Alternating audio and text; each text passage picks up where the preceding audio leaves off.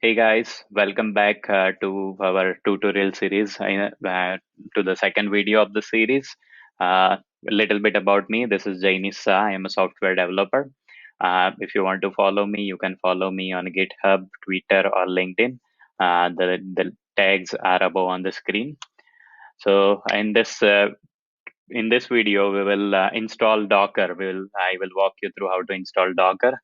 So let's get started. To get the Docker installer, Docker client, will go to docker.com, click on get started. And if you are using Windows, you might want to download the Docker desktop installer for Windows. In my case, I'm using Mac, so I will get one for Mac. Yeah, once you click on get Docker, it will start downloading the Docker client. Now, in my case, I have it already downloaded. Just to save some time in the video, let me just go and start installing it. When you click on opening the DMG file, it will ask you to move your app so that it can be saved in application directory. Looks like it's doing its job. Cool, I see it's moved. So let's just open the Docker app. When you try to install it for the first time, uh, it might ask you for permission like this. Just click open.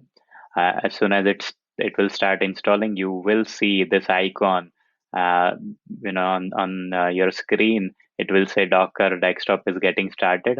Now in my case, I had it previously installed, so it recognized my previous setting. But in your case, you might not see your name as a signed in.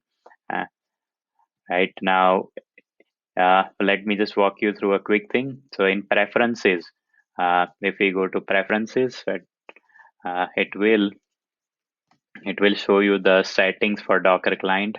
Now, I will recommend to provide little more resources to your Docker daemon. In my case, I have provided 3 CPU and 6 gig of memory. Depending on what is your machine resource size, you can provide little more resource. I highly recommend not to provide more than 60% of your total machine's resource. Otherwise it will crash other applications running on your machine. So let's our Docker client is running. So let's just go to terminal and run some Docker command. So first you run Docker, you will see all the sub commands. So our Docker is installed and working. Let's just check Docker version. So when you run this command, if your daemon is working properly, you might see output for server. But if your Docker daemon, your Docker server is not running properly, you will not see this output. Just to make sure that it's running, you will see this output for this one. My client and server both versions are same. So that's it for this video. This is how you can install Docker. Thank you for watching this video, and in the next video we'll learn how to run our first container. So thank you for watching this.